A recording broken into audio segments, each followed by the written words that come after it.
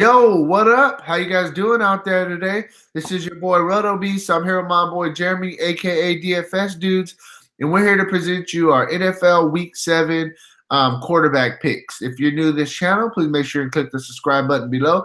This way you can watch all of our NFL, NBA, and MLB videos.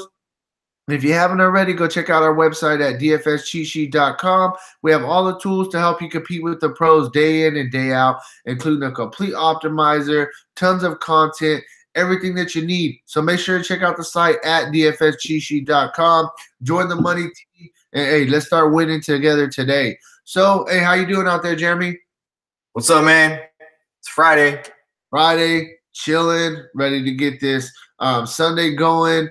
One thing I will note real quick before we jump into this video, bro, as we're going through our picks for the week, bro, this week is actually a harder week. I didn't really realize too much kind of about the week just because we kind of break it down by individual positions. But when you look at it as a whole, I mean, it's kind of ugly. There's some people that we're going to have to play this week just because of their opportunity that we're probably not even comfortable really playing. That's just kind of what I'm really getting from this week. But on a positive note, it's going to be harder for the casual player who's been doing very well because there's been some obvious spots. Now we're starting to get to the nitty gritty where you really got to do some research to be successful. And as much research as we put in every single week, honestly, it's going to start paying off for us more than it is compared to others just because the spots aren't so obvious anymore. So you guys got to make sure and continue watching these videos, have those notifications turned on. We've been putting out a ton of content, NBA and NFL. Things are really rolling right now. So like I said, hey, man, join the money team. Don't miss out. I'm ready to get into these quarterback picks. Are you ready to go? You got anything else to say about this week of NFL before we get going? No, I agree. This is a more difficult week, and I think it's like that with all fantasy sports, season long and daily. When you start getting into the bye weeks, it gets more difficult. If you don't have the time to do the research, that's exactly why we provide the service we provide. We spend a ton of time doing research. That's why we're always racked out in Under Armour gear, because this is what we do, man. We get a workout in, we kind of do our daily thing, and we grind, we research, give our members the most up-to-date content we can get. So summing up my taking advantage of it, there's not only these free videos we do to give you guys a pick and a brief breakdown, but go on the website. You can get the full player pool that we post on Saturdays to the website for our premium and VIP subscribers. So if you have no idea who to play, you need to know why you got to play, guys, or you simply just want to spend 10 minutes and know who you should play, the player pool is well worth it. Hey, don't forget about our rankings that we started doing as well. So now we're ranking each position, my top 5 plays versus Jeremy's top 5 plays. And you can kind of decipher who both of us are on, kind of get a general idea of who are the top plays week in and week out. We're doing the same thing, same player pool, same daily rankings for our NBA picks as well. Got a lot of really good tools on the website.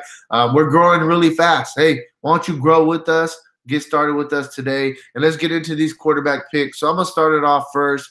I'm going to go with Jameis Winston. I mean, the guy was chalk city last week, and he didn't disappoint. He went out, 395 yards, 4 touchdowns. It was a situation where the chalk did what the chalk was supposed to do. It doesn't always work out that way. Worked out last week. He also added 31 rushing yards. So we like quarterbacks who run the ball a little bit, give you that solid floor for your cash games. This week, I think that a lot of people are going to go right back to the well. There's not too many really good quarterback plays, in my opinion, that you could really feel safe in for your cash games. So Jameis Winston, 7,800. He's still under 8,000, completing 75% of his passes to start the season in a game and a half. In this game, the Bucs still have the 3rd highest implied total of the weekend going against the Browns. So I definitely think that you could go right back to the well with Jameis Winston. He has a number 1 receiver in Mike Evans, has a solid number 2 receiver in Deshaun Jackson, a couple decent tight ends as well. So, yeah, so my first pick is going to be a Jameis Winston to get the quarterback pick started for week 7.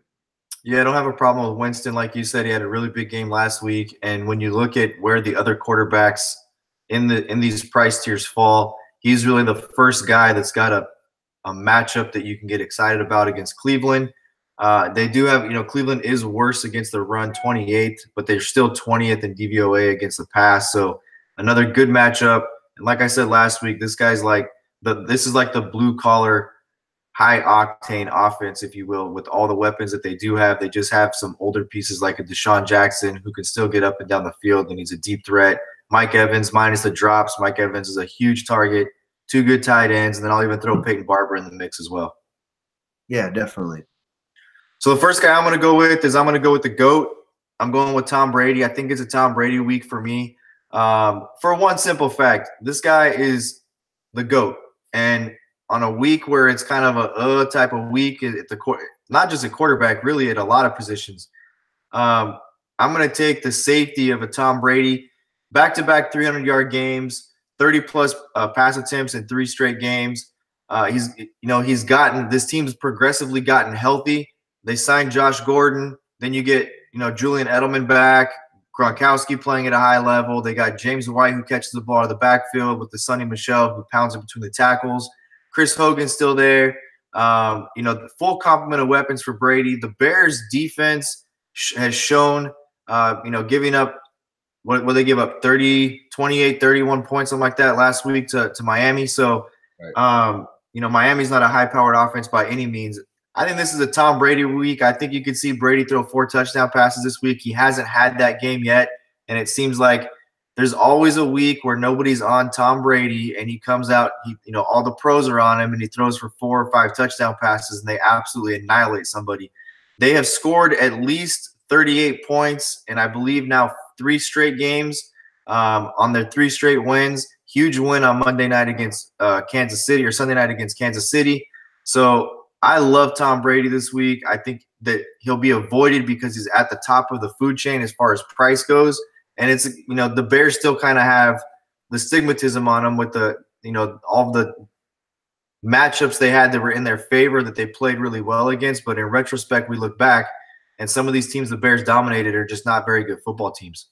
Yeah, no, so I like Tom Brady. I wouldn't go with, Gronk, or I wouldn't go with any of the receivers just because he has everybody. Like you're saying, he has everybody back now. I mean, he has a shitload of weapons. I don't know a quarterback that has more weapons. And it's scary because we're talking about the best quarterback ever has the most weapons in the league.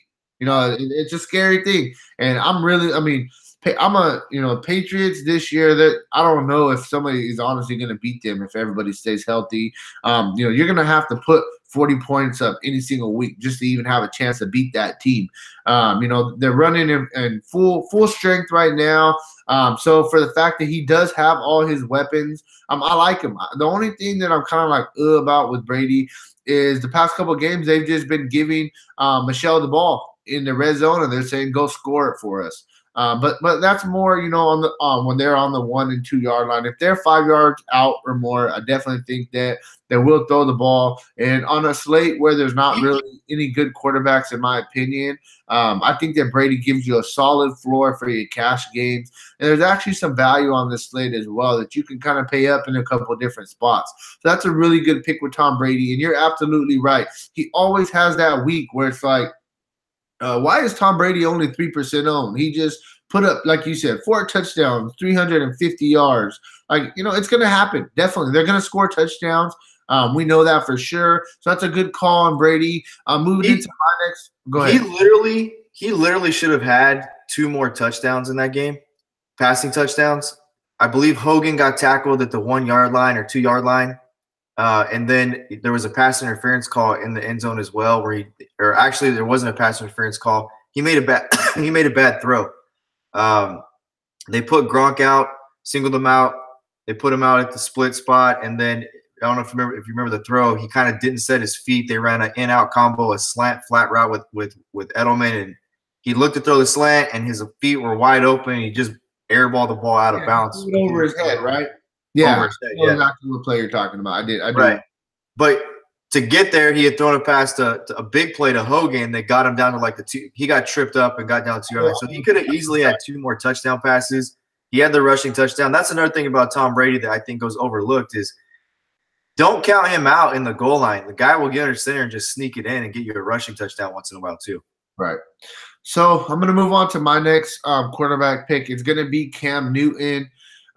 He's going against Philadelphia. Philadelphia isn't the same defense as they were last year. They're giving up a lot of yards. They're giving up a lot of points.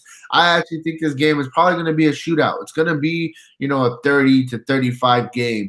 Cam Newton, he's not having a good season at all, in my opinion, as far as throwing the ball, etc. But he's still not doing bad. That's the crazy thing about Cam Newton is we're saying he's not having a good season, but he's still giving you a solid floor. He's rushing the ball 9 times for an average of 42 yards a game. He's still throwing for 231 yards. He hasn't got less than 18 fantasy points in any game this year. So I'm talking about a guy hasn't put it together yet, but yet he still hasn't got less than 18 fantasy points. You know what I mean? So he's giving you a really solid floor, in my opinion, and he's going to have a game where he's going to throw for 3 touchdowns. It's bound to happen. Cam Newton, he's a pretty good quarterback for sure. And so I think that this is a great spot against Philadelphia. One thing I will note is on FanDuel, he's 8.2. So the price tag is right there, borderline of, is he a cash game play? Is he a little bit too expensive? Do I want to pay down $400 for Winston and save that $400? But one thing I do want to know is on DraftKings, he's only $5,900. He's dirt cheap compared to some of the other guys. $5,900 on DraftKings. I think that's an absolute steal on that site. And then even on FanDuel, he's still viable at 8.2 in this game that I expect to go back and forth against Philadelphia. Yeah, so I remember, and I'm not sure if you remember this one, but last year he goes out to I believe they played at Philadelphia or at home against Philadelphia, and he was 28 of 52, and he had 3 picks. I can remember a game before that in 2016. I believe they played Philadelphia on a Sunday night, and he had 3 rushing touchdowns. He's had some good games against Philadelphia. Here's the thing with Cam Newton for me. He's going to get it done, and it's going to be ugly. Like you said, the 18 fantasy points is really the floor for him this year. He hasn't got less than that.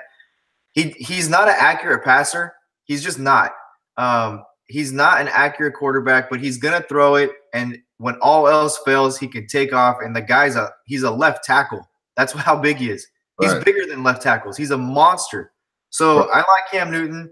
I think, they don't have the weapons to really move the ball up and down the field with a high efficiency, but he can put the team on his back and go and move the ball up and down the field if they have to, scramble, dump it off to McCaffrey. I'm just not excited about the weapons they have, but like I said, 18, and he'll get it done for you in an ugly way. Right. That's the perfect way to explain it. He's going to get it done in an ugly way, but he figures out ways to get it done. That's pretty much where I'm at with Cam Newton. On this slate, I'm just trying to find a little bit of consistency. And like I said, not less than 18 fantasy points in a game this year. So you got to make that account for something. So who you got for us next? So I'm going to go back to the well with Goff. I just think Goff's having a solid year. You take a look at the game last night, Denver. We saw Denver eat last night against a lesser team than the Rams by far. And Goff was 14 for 28, just over 200 yards passing in that one. Not his best game, but it wasn't his worst game either. I think that here's another situation in tournaments where you have an offense. It's a high-powered offense. They're staying on the West Coast this week. They go against the 49ers, who are 26th in DVOA against the pass. 1,928 yards is what he's thrown for so far this year. That's 4th overall, completing the ball at a very high percentage, almost 70%, 69.07 completion percentage. Look, you have to look for spots where people aren't going to go to in tournaments and then hope those guys have a really big day. And part of that hope is picking a good matchup. So, the 2 pieces to that. One, I don't think anybody wants to pay up for Goff this week, especially without Cooper Kupp and not a full complement of his weapons. And then, you got the Todd Gurley little flavor going there. And anytime you got a running back, especially in the league now where there's no 100-yard rushers, I mean, there's barely any 100-yard rushers. When you've got a Todd Gurley who seems to be the poster child for that offense still, I think that Goff goes extremely underowned. And this is a situation where he could throw 3 or 4 touchdown passes. Yeah, I like it. We liked it last year. I'm sorry, last year. We liked it last week.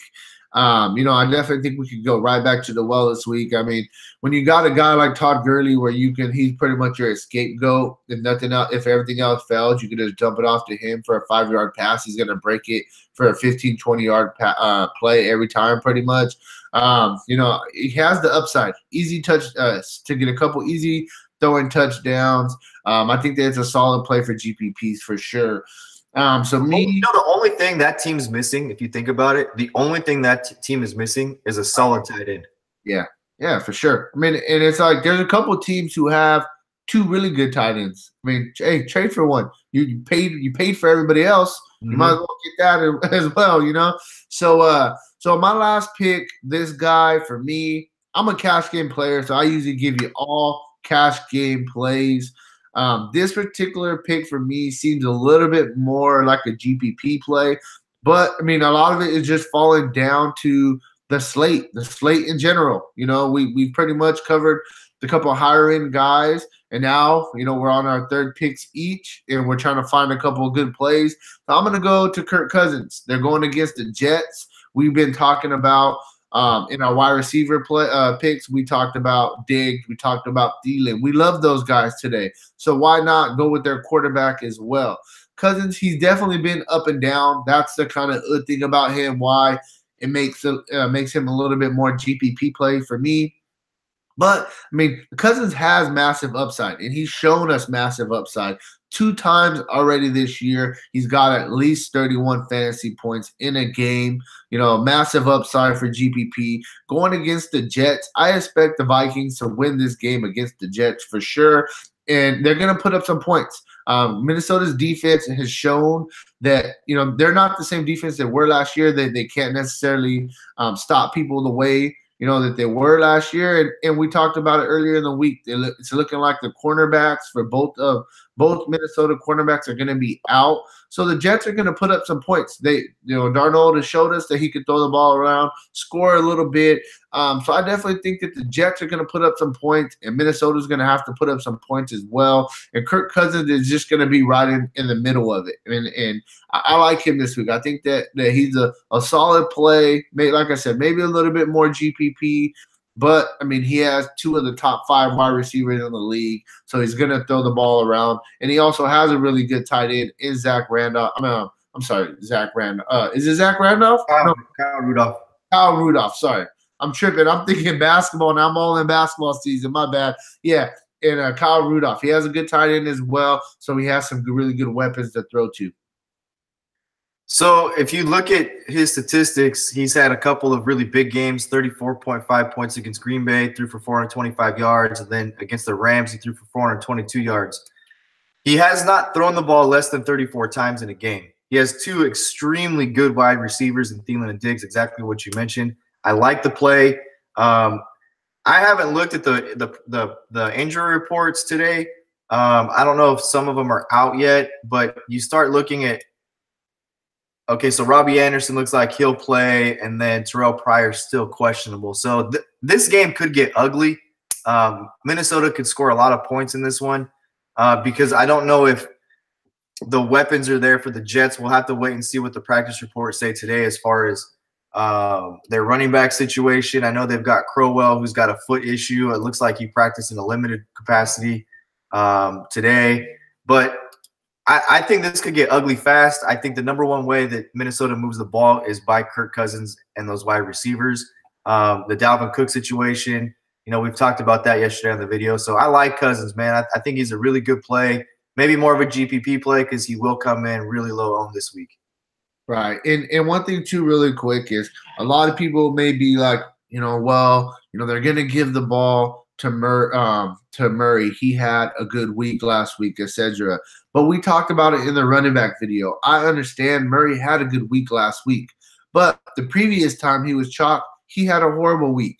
So I just feel like a lot of people are going to be looking at Latavius Murray and be like, oh my God, this guy is going to be the offense. That's not the case. He had a good week. I mean, he's still going to do his thing. He's still going to get, a bulk of carries, etc. But I just don't want people to get scared off of Kirk Cousins thinking that, Murray's going to be a workhorse and he's going to get all these yards. Because at the end of the day, Minnesota is a throwing team. They got 3 really good weapons to throw to. They're a throwing team. You know what I mean?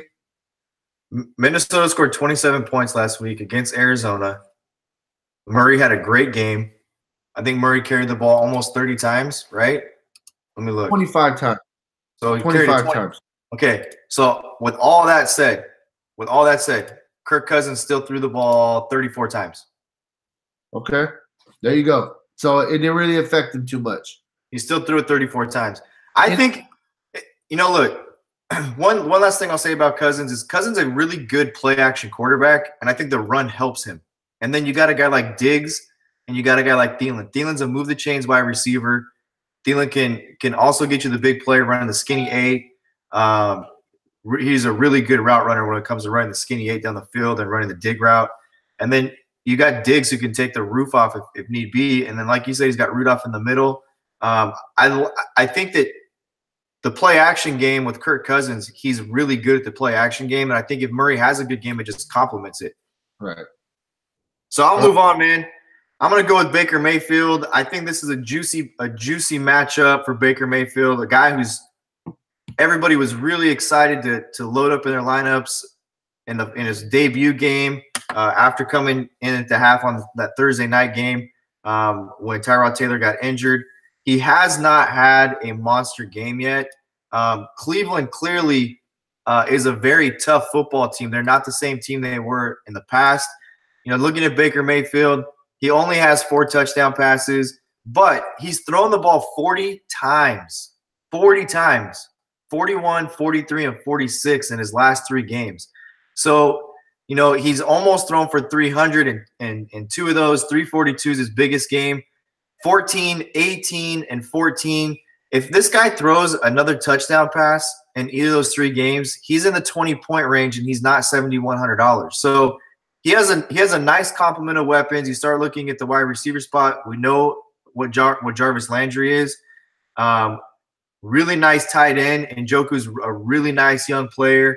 Callaway, another really nice young player. And then he still has, if you want to go 4 guys, Duke Johnson can still get you a big play as well, and Carlos Hyde. So I like this game.